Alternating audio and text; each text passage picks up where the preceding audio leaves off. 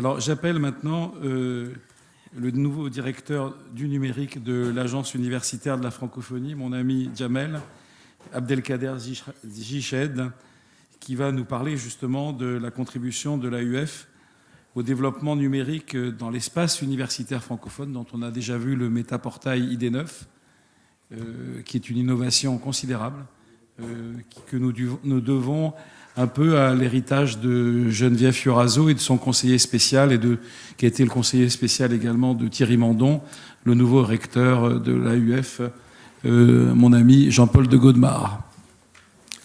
Très bien. Jamel. Merci beaucoup. Merci. Et je tiens à remercier donc les organisateurs de ces journées de me donner l'occasion de venir parler de ce que j'ai commencé à construire au sein de l'AUF, mais pas en partant de rien, en partant d'un capital et en partant d'un existant extrêmement riche et précieux qu'il va falloir donc faire fructifier.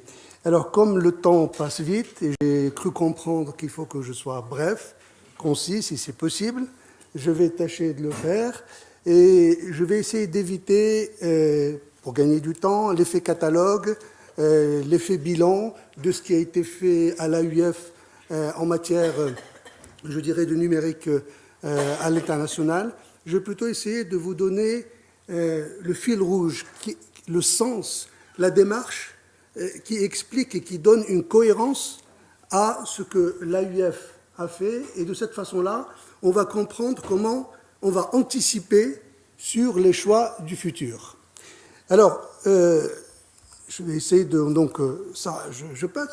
Il est important, je pense, de mettre quelques repères pour dire que l'AUF est un opérateur qui est présent, il n'est pas en train de raisonner en termes de stratégie de marché. L'AUF travaille avec ses partenaires, il y en a plus de 800 à travers plus de 100 pays, donc qui collaborent. Donc c'est un acteur majeur sur le terrain de la formation et de la recherche. Une activité qui est visible, est-ce qu'elle est lisible? Je vais essayer de la rendre lisible dans le cadre de cet exposé. Alors, cette activité, elle s'appuie sur une mission qu'il faut préciser en 2 mots. Quelle est la mission de l'AUF? Parce que c'est ça qui va expliquer pourquoi on met le numérique et comment le numérique peut aider à l'accomplissement de cette mission. À l'origine, quand les fondateurs de l'AUF ont lancé ce magnifique projet, pour eux, c'était d'améliorer la formation universitaire et la recherche scientifique comme vecteurs principaux du développement.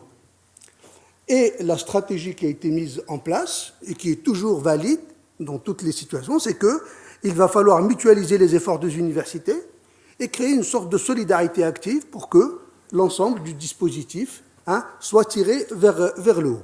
Et pourquoi? On parlait de valeurs ce matin, parce que ces gens-là étaient animés par des valeurs qu'on peut situer dans le cadre de l'humanisme, je dirais, universel du siècle des Lumières. Bon. Donc il y avait des valeurs qui sous-tendaient cette opération. Alors, l'AUF a, depuis le début des années 90, lancé un certain nombre d'actions qui sont véritablement emblématiques et des actions phares. La plus emblématique, c'est les fameux campus numériques qui ont eu beaucoup de succès et qui ont permis à des générations d'étudiants d'accéder à Internet, de se former, de s'approprier des outils, de développer des projets. Donc, ces éléments-là ont joué véritablement un rôle important, donc c'est ce que j'appelle des outils structurants sur les... Et puis d'autres également, mais là je ne vais pas m'étaler là-dessus, des expériences accumulées dans le domaine de la formation à distance, dans le domaine des MOOC, dans le domaine des formations diplômantes, c'est-à-dire organiser des processus nouveaux pour permettre à l'enseignement et à la recherche de fonctionner dans une ère nouvelle.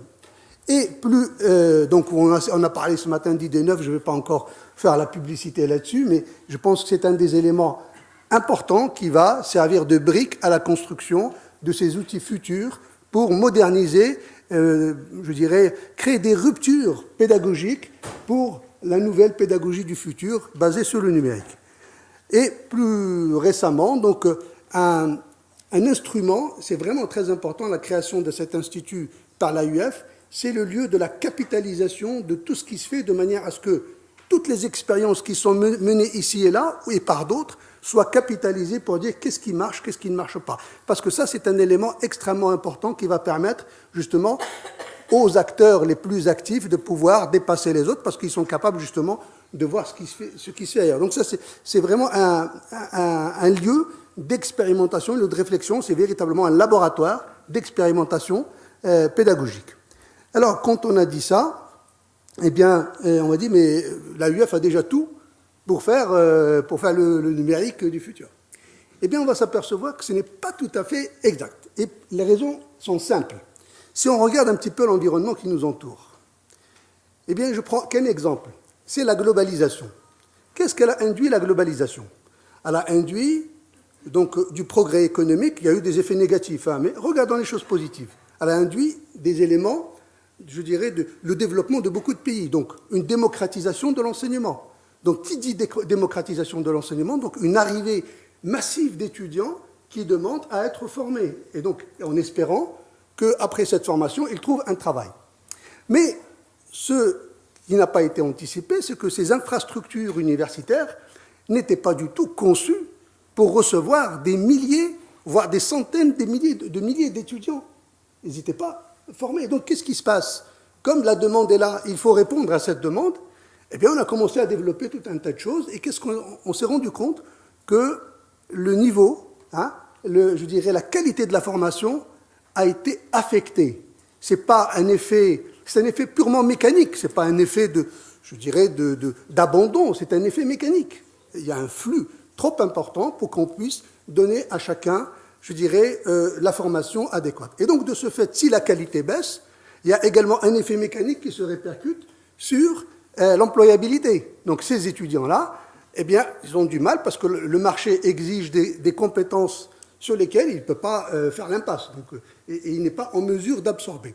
Et qu'est-ce qu'on voit? On voit aussi apparaître tout un tas d'acteurs qui commencent à se lancer dans le secteur de la formation, dérégulant un petit peu le système. Alors, on ne sait plus où on est, et c'est la raison pour laquelle, plus que jamais, l'AUF, centrée sur sa mission principale, doit se dire, mais comment je vais assurer, dans cet environnement nouveau, comment je vais assurer ma mission d'aider le système éducatif, les universités en particulier, et l'enseignement et la recherche, à être le vecteur du progrès tel qu'il a été, je dirais, annoncé. Vous voyez que je vais assez vite.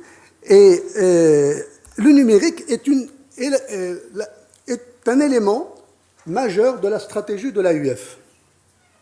L'idée, c'est de dire qu'il va falloir déployer des modèles nouveaux.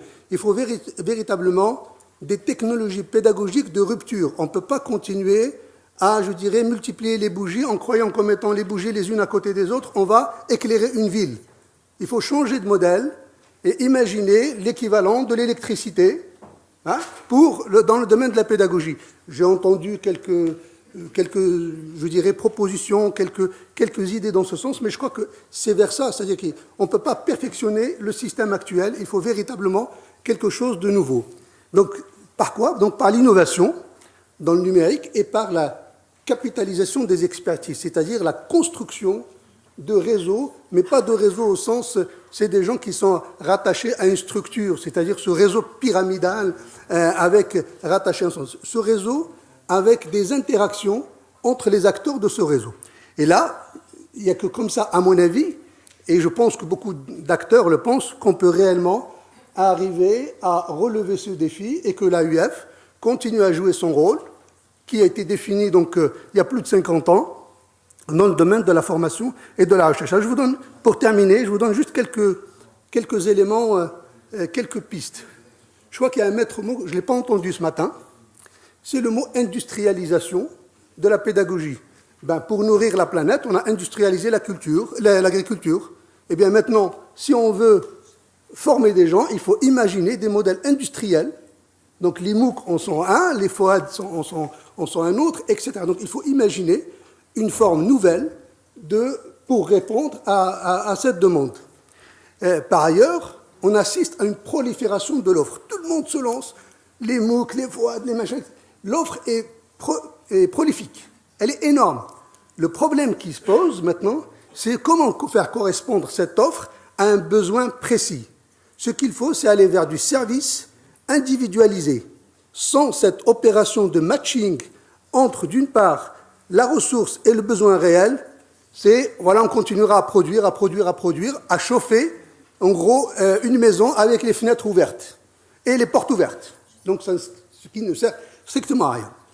Et dernier élément, mais ça fait partie des éléments sur lesquels nous travaillons à l'AUF, c'est de construire des espaces nouveaux, des espaces pédagogiques nouveaux. Bon, ils sont pas, je dirais, les prémices sont là, mais il va falloir les perfectionner, les rendre encore plus, je dirais, plus fonctionnels et surtout ouverts non pas à des dizaines ou à des centaines, mais ouverts à des millions de gens.